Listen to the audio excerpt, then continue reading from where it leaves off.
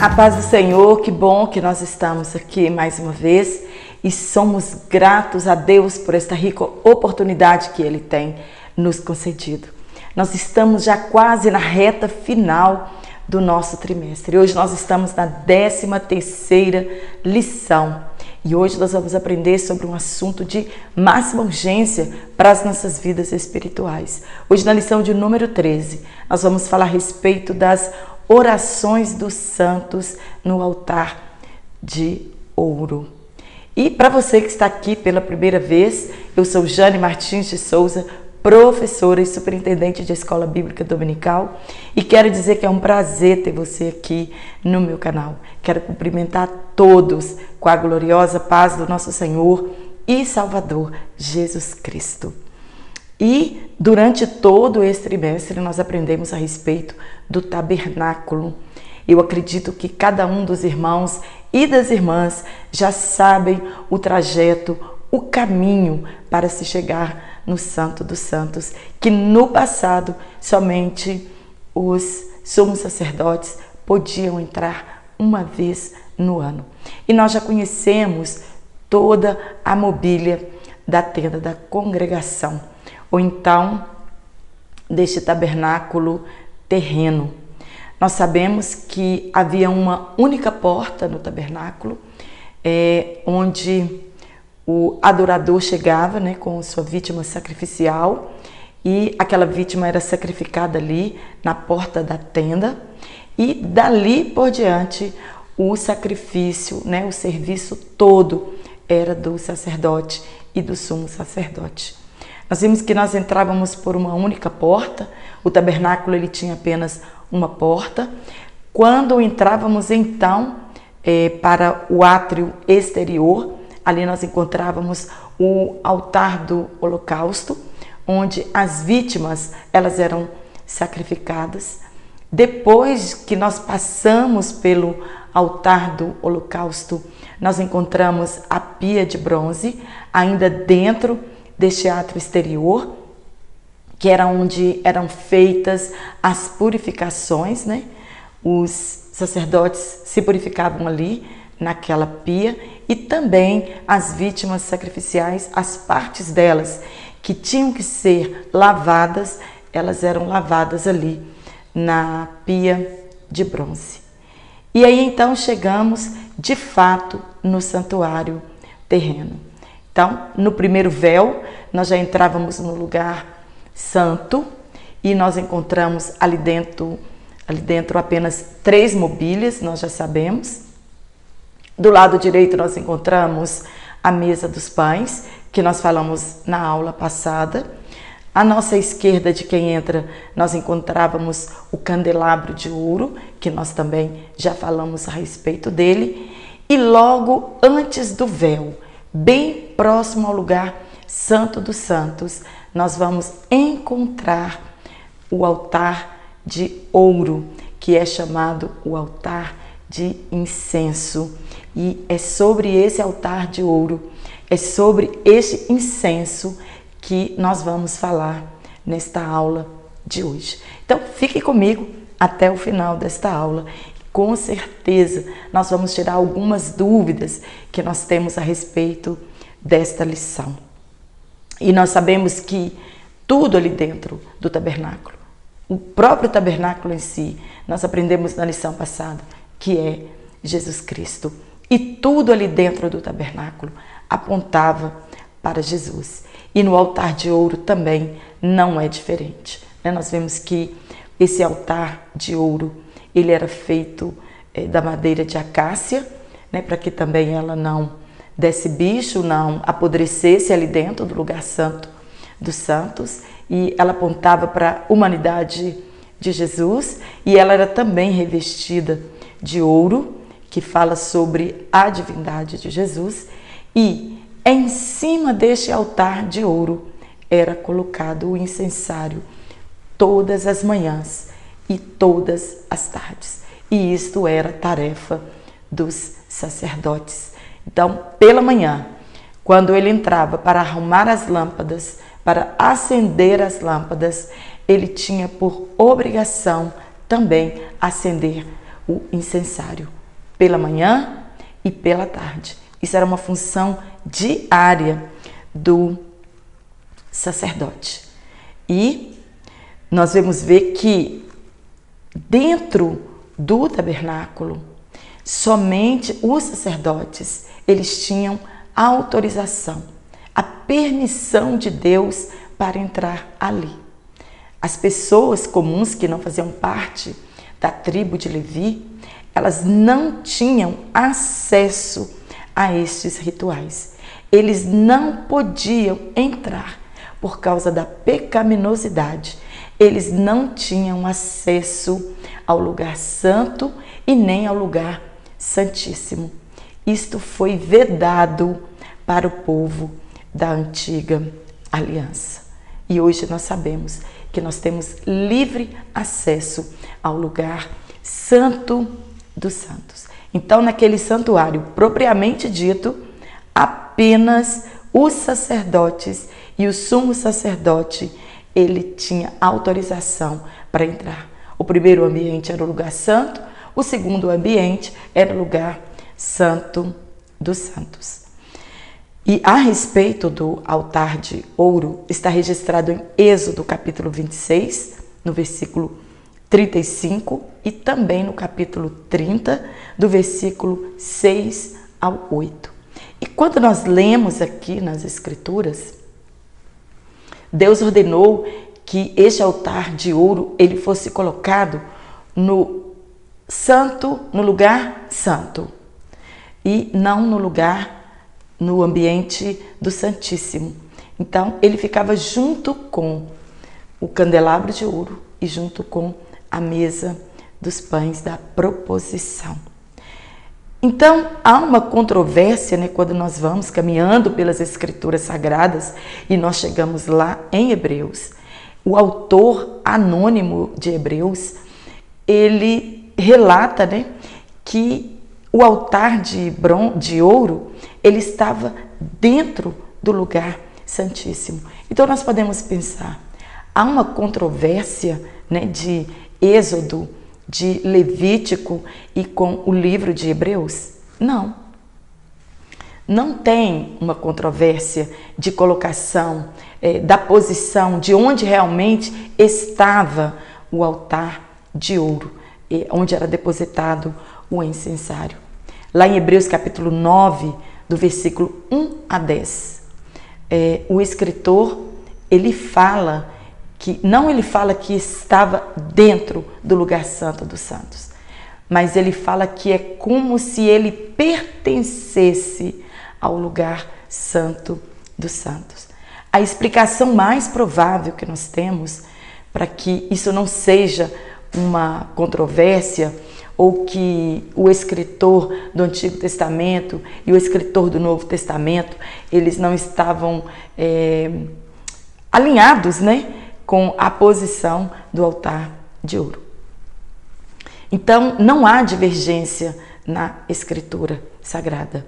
O que o autor tinha em mente era a sua associação em termos de significado, ao invés da localização. A arca e o altar, eles simbolizam as duas concepções mais íntimas do santuário celestial. O incensário, né, o altar de ouro, onde era depositado o incenso, ele ficava tão próximo, né, da presença de Deus, que eles eram associados como se eles estivessem no mesmo lugar. Era onde Deus se manifestava e recebia aquele cheiro suave, aquela fumaça, né, que enchia aquele lugar. Então, para o escritor aos Hebreus, é como se eles fizessem parte do mesmo ambiente. Ele não estava dizendo da localização do altar de ouro. Ele estava dizendo que a adoração espiritual e a presença de Deus, elas pareciam estar, né, no mesmo lugar. Elas eram oferecidas, né, aquele incenso, aquela fumaça, eles eram para adoração a Deus. E era apenas um privilégio do sumo sacerdote, uma vez ao ano, entrar no lugar santo dos santos, junto com o incensário, com aquele incenso maravilhoso. E eles tinham o privilégio de todos os dias, pela manhã e pela tarde, entrarem no lugar santo e acenderem aquele incensário de ouro e aquele cheiro suave, né? Aquela fumaça cheirosa, ela enchia aquele ambiente. E este altar de ouro, ele era um quadrado, ele era 90 centímetros de altura por 45 de largura e 45 de comprimento. Nós estamos falando em centímetros. Nós sabemos que na Bíblia Sagrada a medida é dada em côvados. Ele era feito de madeira de acácia, está na Bíblia. Era uma madeira que não apodrecia, né?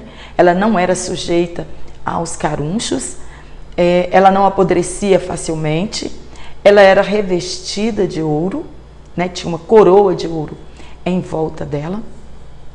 E essa mesa também, nós já falamos, ela apontava para Jesus. A descrição dessa mesa está em Êxodo capítulo 37, versículo 25 ao 28, e também no capítulo 30, do versículo 1 a 10. E neste altar de ouro, todas as manhãs e tarde, depois de arrumar as lâmpadas e acendê-las, o sacerdote, ele tinha essa missão de todos os dias, manhã e tarde, colocar brasa do altar, colocar o incenso aromático e acender este incensário. E ele era depositado ali, ante a cortina que separava o lugar santo do lugar santíssimo. Mas antes de entrar neste ambiente, né, nós vemos que o sacerdote, ele tinha que ter trilhado um caminho. E a primeira coisa que ele deveria fazer todas as manhãs e todas as tardes era o sacrifício de um cordeiro. O sangue de um cordeiro tinha que ser derramado sobre o altar. Sem esta vítima sacrificial, sem esta oferenda de sangue pela manhã e pela tarde, ele não poderia entrar no lugar santo e muito menos no lugar santo dos santos. Então tinha que ter um caminho a ser trilhado pelo sacerdote todas as manhãs e todas as tardes, antes de apresentar o incenso a Deus.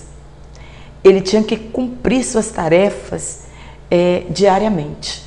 Um cordeiro já havia sido sacrificado, o sangue já tinha sido espargido, né, sobre o altar, e somente assim ele podia continuar o seu caminho, concluir a sua entrada dentro deste santuário, para depois então colocar este incenso diante de Deus.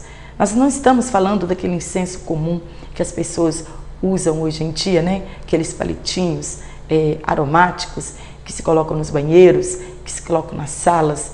Nós estamos falando de um incenso que tinha uma receita não secreta, mas especial, para simbolizar as orações de todos os santos. A fumaça perfumada, ela enchia aquele ambiente, o lugar santo.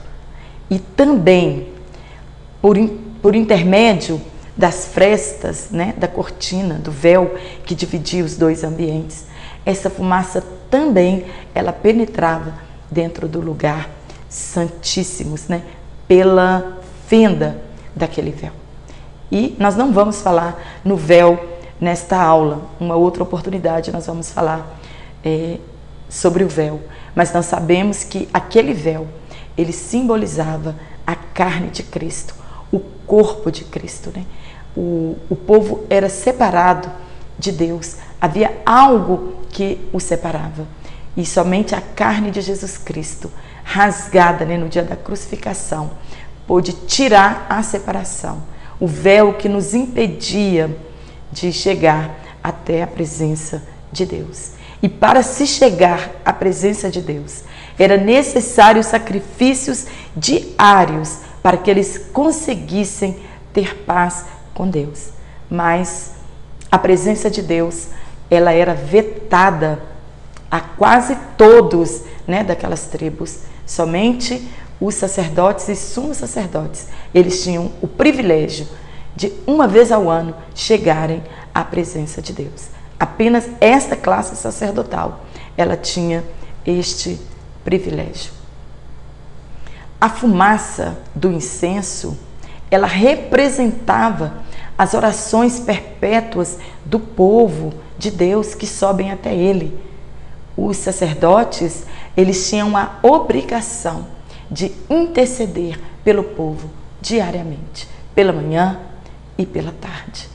E as nossas orações, né, elas sobem como fumaça, como cheiro suave diante do trono de Deus. Qual era a fórmula do incenso? Ela não era uma fórmula secreta, tanto que ela está registrada na Bíblia Sagrada. Este incenso, ele era preparado com especiarias doces e de odor agradável. Está em Êxodo capítulo 30, versículo 34 ao 38. Ela continha estoraque, ônica, gálbano e tudo era na mesma quantidade. Era uma mistura de um odor agradável, né? E ele era temperado, porque eles eram da mesma medida, era puro e santo. Ele era moído e pisado. Isto fala do sacrifício de Jesus Cristo.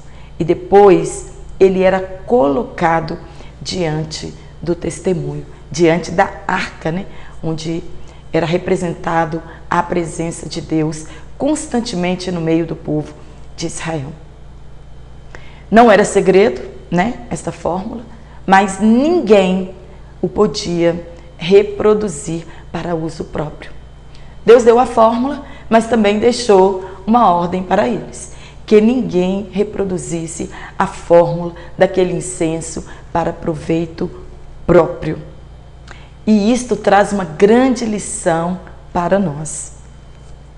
Que lição é essa? Deus requeria de cada um reverência para o serviço. Eles tinham que obedecer. Em tudo aquele povo era provado a sua obediência. Eles não podiam profanar ou abusar de coisa alguma que Deus os dava a conhecer. E nós também não podemos abusar das coisas que Deus nos dá a conhecer. É uma grande afronta a Deus quando brincamos com as coisas santas ou com as coisas sagradas. A palavra de Deus, por exemplo, Ele nos deu a conhecer os seus mistérios, a revelação da palavra de Deus. E a palavra de Deus, ela é pura e ela é santa. Mas muitos estão brincando com a palavra de Deus. Muitos estão brincando de ser profeta, dizendo que Deus disse, quando na verdade Deus não disse. Brincando de santidade, de ceia, né? Muitas pessoas brincam ao tocar no corpo e no sangue de Jesus Cristo. É perigoso demais usar o Evangelho do nosso Senhor e Salvador Jesus Cristo para nós conseguirmos nossos desejos mundanos, né? As coisas que cobiçamos, os prazeres carnais por intermédio da palavra de Deus. Profetas ganhando dinheiro por causa do seu dom, revelações, curas, louvor. E aí você pode pensar, mas eles estão brincando com o que é puro, com o que é santo, com o que é sagrado. Eles estão profanando a palavra de Deus, o nome de Deus, o nome de Jesus Cristo, brincando com o Espírito Santo e não está acontecendo nada com estas pessoas? Isto é o que nós imaginamos, né? Quando nós olhamos para o fruto destas pessoas, nós vemos que eles estão longe de Deus. Quando nós vimos o mundanismo infiltrado na vida dessas pessoas, nas igrejas onde elas congregam, nós sabemos que elas estão longe de Deus. Elas já foram extirpadas da comunidade do povo de Deus.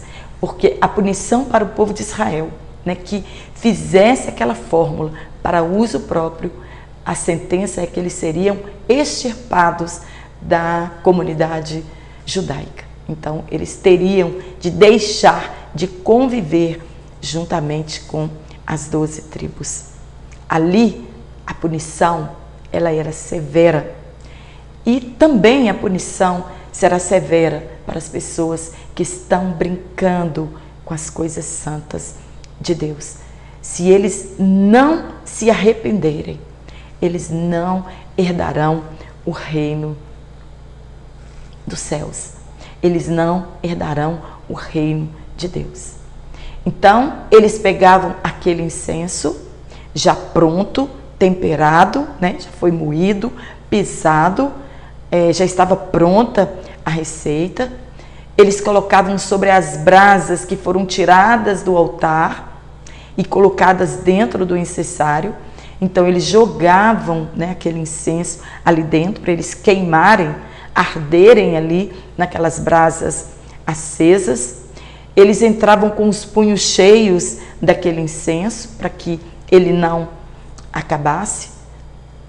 E uma vez por ano, eles entravam com este incensário dentro do lugar santo dos santos. O sumo sacerdote entrava, né, no dia da expiação com este incensário.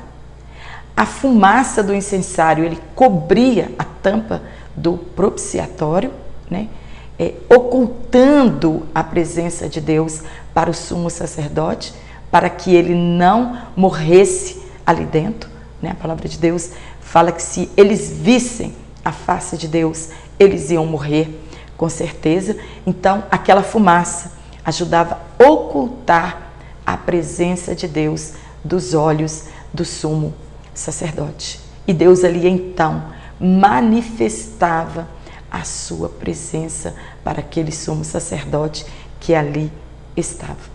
E nós sabemos que o sumo sacerdote, ele não demorava muito ali dentro, porque os que estavam do lado de fora, com certeza, estavam ansiosos para que ele saísse dali com vida.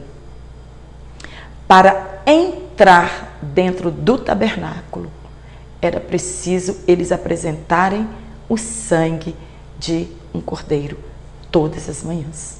Senão, eles não tinham permissão para adentrar dentro do lugar santo e muito menos dentro do lugar santíssimo.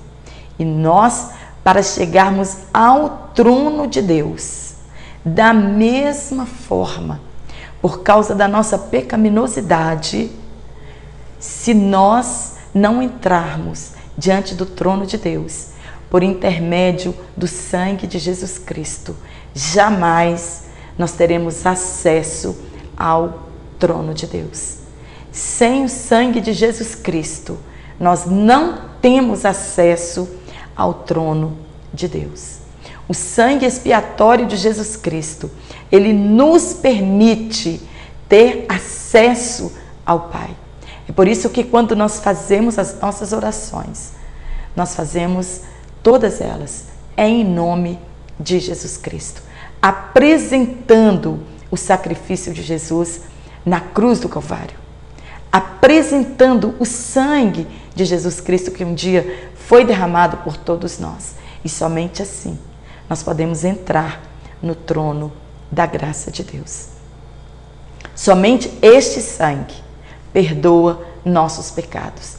Somente este sangue purifica nossa consciência, coisa que os israelitas no passado, eles não tiveram esta oportunidade. Os pecados deles eram apenas encobertos. Enquanto que nós estamos vivendo no novo concerto, na nova aliança, se arrependermos, os nossos pecados, eles são de fato perdoados. Então Jesus abre-nos o caminho para, depois de perdoados nossos pecados e lavados, no sangue do Cordeiro, nós podemos então irmos direto ao trono de Deus, oferecendo-lhe a nossa adoração e o nosso culto. E somente por intermédio das orações nós podemos chegar diante do trono de Deus. O incenso queimado, ele tipificava a intercessão diária pelo povo. E essa intercessão, ela era contínua, não parava, Apenas os sacerdotes, eles podiam violar o sábado, porque a intercessão, o sacrifício, ele tinha que ser diário. O que nos leva a crer que aqui o contexto se aplica à oração dos santos, já que não encontramos essa afirmação aqui. No Antigo Testamento, quando nós lemos essas passagens, elas não estão dizendo que era a oração dos santos. Então, por que nós temos certeza que aquele incensário, que aquela fumaça, ela representava a oração dos santos? Pela própria palavra de Deus, nos é confirmado que aquele incenso, que aquela fumaça, simbolizava a intercessão diária do sacerdote e também representava as orações dos santos e também representa diariamente as nossas orações. A própria palavra de Deus, ela nos atesta isso e nos garante. E que o povo de Israel, eles oravam. Os sacerdotes, eles eram intercessores diários do povo. Eles apresentavam a Deus as necessidades do povo, o pedido de perdão do povo, a adoração e também as queixas do povo para Deus. Ele era um intercessor, um intermediário entre Deus e o povo.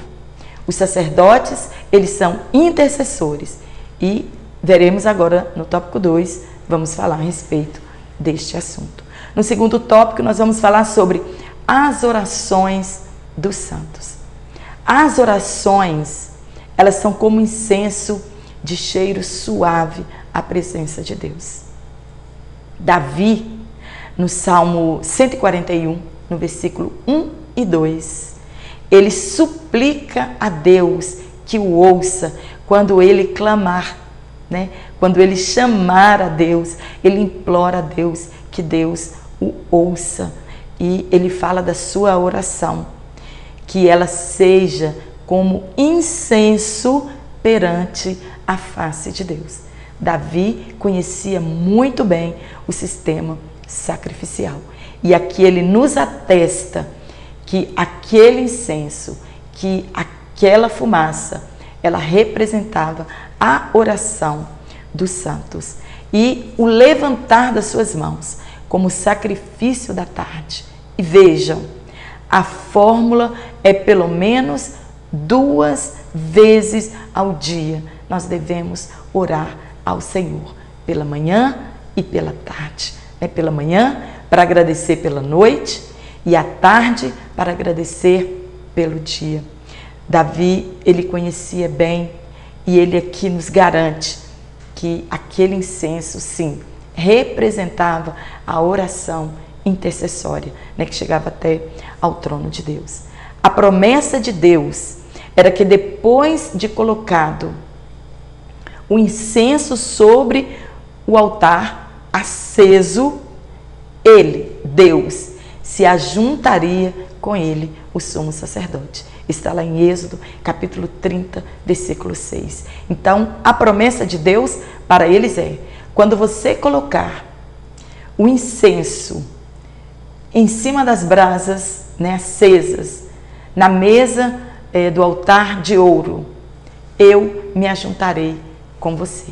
E a promessa de Deus é esta: quando nós entrarmos na presença dele em oração, Ele também se ajuntará conosco para ouvir, né, as nossas súplicas, a nossa adoração, a nossa intercessão diária pelo mundo, pelas pessoas. É a certeza da presença de Deus é quando nós acendemos, né, o nosso incensário, colocamos brasas vivas e começamos a orar diante da presença de Deus. Davi sabia que a oração, ela fazia parte do culto. Mas que tipo de oração que fazia parte do culto? A nossa oração, ela tem que ser uma oração de temor, com reverência, né?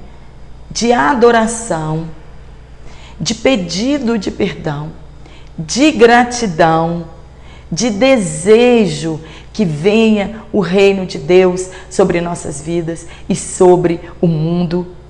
E agora, no Novo Testamento, Jesus ensina seus discípulos a orar, dando-lhes a fórmula da oração genuína. Está em Mateus capítulo 6, versículo 9 a 13 e também em Lucas capítulo 11, versículo 1 a 4.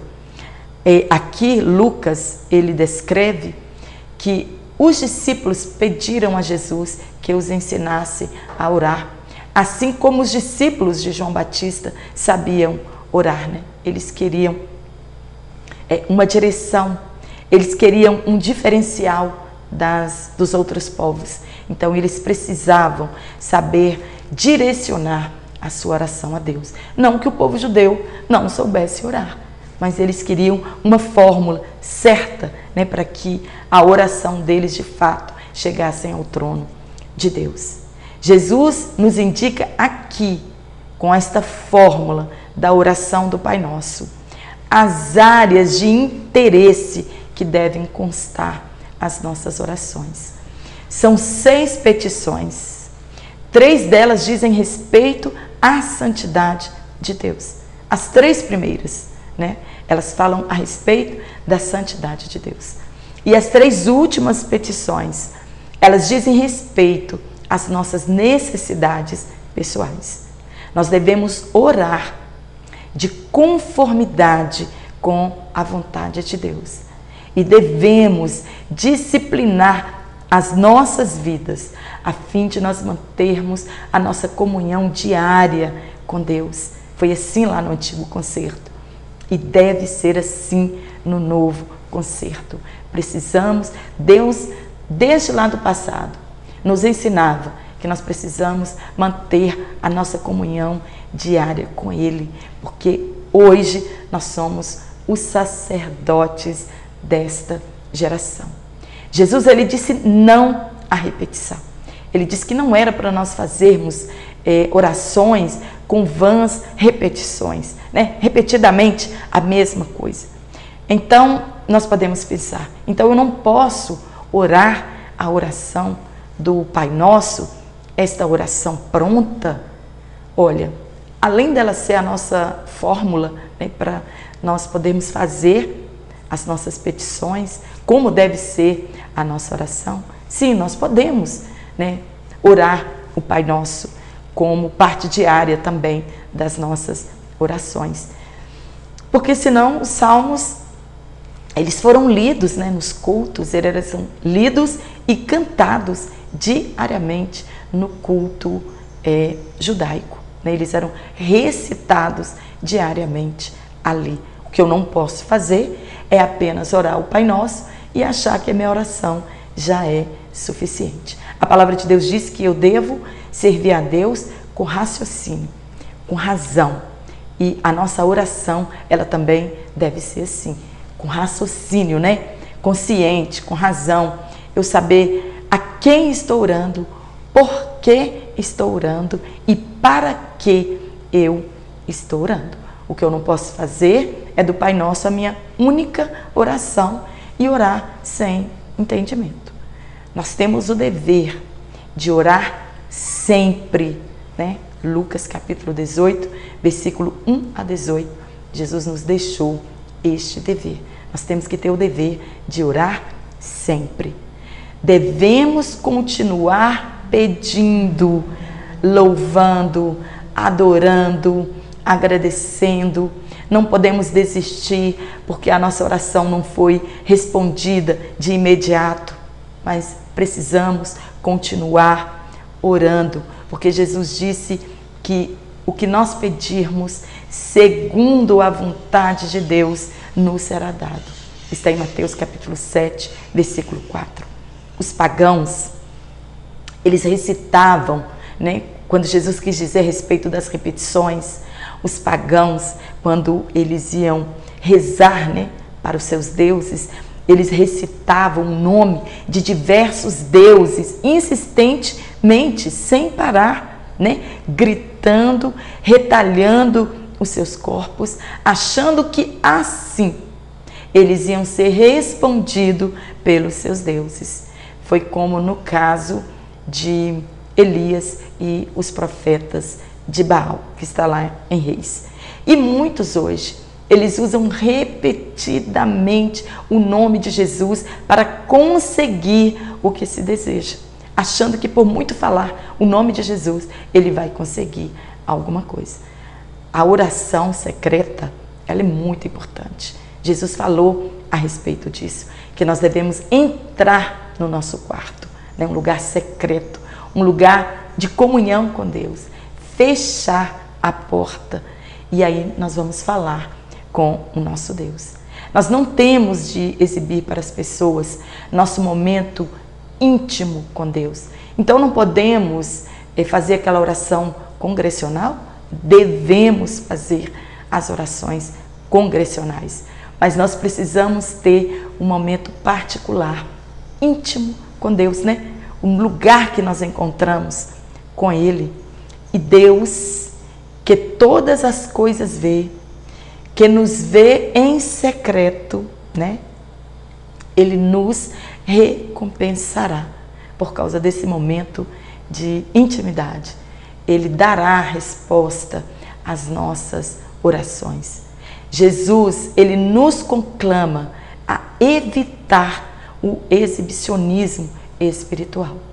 Aí podemos agora, depois de Jesus se entregar por nós, rasgar o véu que nos separava da presença de Deus, entrarmos com ousadia e com confiança no trono da graça. Está em Hebreus capítulo 4, versículo 16. O que Israel nunca teve, né?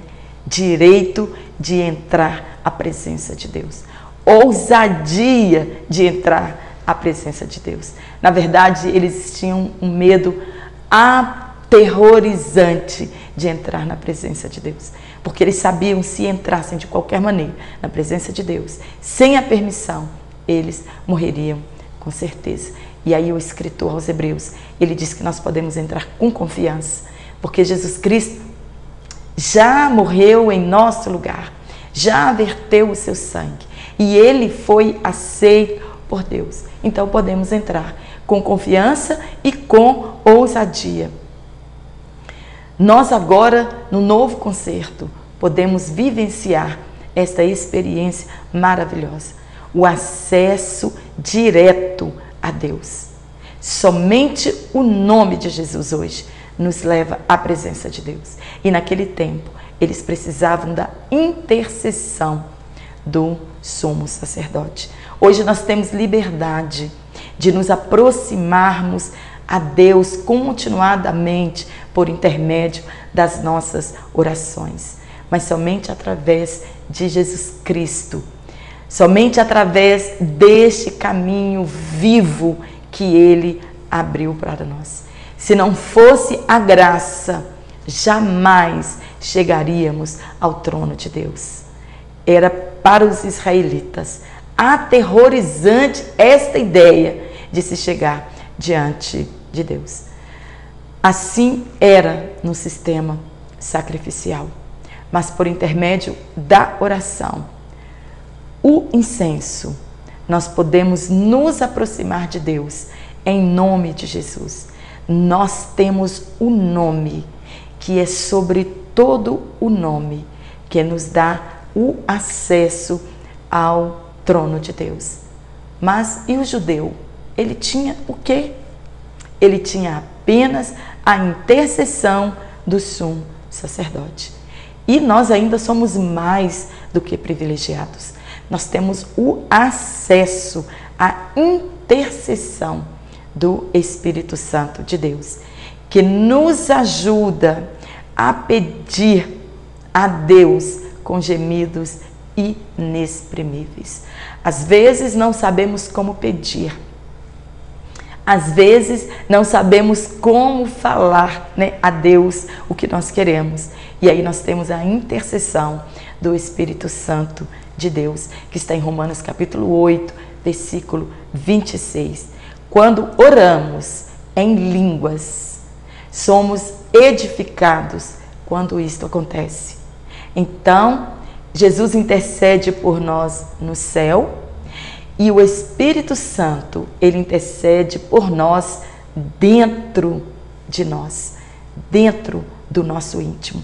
Ele faz um apelo ao Pai em favor das nossas necessidades quando nós oramos em línguas estranhas, né? Quando nós elevamos a Deus, através das línguas estranhas, os nossos gemidos inexprimíveis, que nós mesmos não entendemos, mas o Espírito Santo lá dentro do nosso íntimo, ele nos ajuda a interceder por Deus, ele apela ao Pai ao nosso favor. Então, os nossos gemidos, eles se tornam a voz do Espírito Santo dentro de nós. Nós temos outro exemplo de que o incenso da manhã e o incenso da tarde são as nossas orações. Quando em Lucas, capítulo 1, versículo 8 a 11, o sacerdote Zacarias, exercendo ele o seu ofício, né, o sacerdócio diante de Deus, isto é, em frente ao véu que separava o lugar santo do Santíssimo, ali no altar de ouro, na sua turma, e o povo estava do lado de fora orando. E os sacerdotes, eles entravam, né, para fazer o seu trabalho diário. E o incenso no lugar santo fazia parte do ofício do sacerdote. E Zacarias estava ali cumprindo com o seu ofício, orando na hora do incenso. E os sacerdotes entravam também oferecendo o incenso e intercedendo pelo povo. E aí então aparece um anjo em pé ao lado do altar de ouro e diz para Zacarias: a tua oração foi ouvida. E isso nos garante o direito de que nós podemos sim, além de interceder pelo mundo, pelo povo, para que venha o reino de Deus, nós podemos fazer também os nossos pedidos particulares, né, para Deus, apresentar as nossas necessidades a Ele. E o sacerdote Zacarias, ele tinha um grande desejo, ele queria ter um filho. E nós vemos a fé daquele homem, que ele não tinha desistido de alcançar uma resposta. E a resposta das suas orações chegou naquele dia. O anjo disse para ele: Zacarias, as suas orações foram ouvidas. Isto é, elas foram respondidas. Então, além de orar pelo povo, ele também orava por uma grande necessidade na sua vida. Ele queria ter um filho. A oração, ela não pode perder o valor em nossas vidas. Eu não posso deixar de crer no poder da oração. E muito menos em nossas igrejas. Em nossa vida, nós devemos andar em oração. Nós devemos andar em amor, com ofertas e sacrifícios a Deus em cheiro suave. Está em Efésios capítulo 5, versículo 2. E em Apocalipse capítulo 5, versículo 8, e no capítulo 8 e no versículo 3, João, ele viu salvas de ouro cheias da oração dos santos. Isso não quer dizer que as nossas orações são presas em salvas. Não. O que isso quer dizer então? Que nenhuma das nossas orações se perderam. Que nenhuma das nossas orações, elas foram esquecidas diante de Deus. Nem todas as orações, elas serão respondidas, mas todas orações, elas estão diante de Deus. Todas elas subiram ao trono de Deus como um incenso suave. Elas estão lá, depositadas diante de Deus. É a nossa intercessão feita em favor da vinda do reino. Não são orações vazias, egoístas, né? Carnais. Estas orações, elas não estão diante de Deus. E as nossas orações, elas devem ser dirigidas a Deus em nome de Jesus Cristo. Porque somente Deus tem o poder sobre todas as coisas. Embora nem todas as nossas orações serão respondidas, mas elas estarão sempre diante de Deus. A oração é a arma que nós temos para combater contra o mal, para trazer a presença de Deus até nós e para que Deus intervenha a nosso favor. Leia também o Salmo 92, se você tiver alguma dúvida a esse respeito, com certeza será sanada lendo a palavra de Deus. Somente entramos na presença de Deus por intermédio da oração, do nome de Jesus Cristo, por intermédio do sangue de Jesus Cristo. Nada, nada, nada pode nos levar à presença de Deus que não sejam as nossas orações. Amém? Espero ter te ajudado com este comentário. Nós já estamos na reta final do nosso trimestre, mas se você gostou desta aula, dá um curtir, se inscreva no meu canal. Para mim é um prazer muito grande ter cada um dos irmãos e irmãs aqui no meu canal. Compartilhe em suas redes sociais. E eu quero mandar também um abraço para alguns irmãos. Eu disse que em cada aula eu estaria mandando um abraço para os irmãos. Não vou falar todos aqui, porque senão o vídeo vai ficar muito cansativo, mas na próxima aula também, se seu nome não foi falado aqui, com certeza no próximo vídeo nós estaremos mandando um abraço para os demais irmãos. E eu quero mandar um abraço para o nosso irmão Marco Teodoro, Neuzinha Araújo, Celeides Scarpati, espero estar pronunciando certo, também para Marli Câmara, Joelma Diniz, nossa irmã Lúcia Duarte, Jeane Maria Nogueira, Elaide Ferreira, Valdemir, nossa irmã Marineide Melo, Valmir Dias, Maria Cristina Melo, Maria das Dores Fernandes, também para nossa irmã Vanus Araújo, Noêmia Marcelino, nosso irmão Salomão Medeiros, Miguel Estevam, e também para o nosso irmão Giovanni José Ribeiro, lá de Natal, Rio Grande do Norte, para nossa irmã Ana Silva, e para você que seu nome não foi falado aqui, um forte abraço e te aguardo aqui na nossa próxima aula, já no encerramento do nosso trimestre. Fiquem todos na paz do Senhor e até a próxima aula, se Deus assim nos permitir então.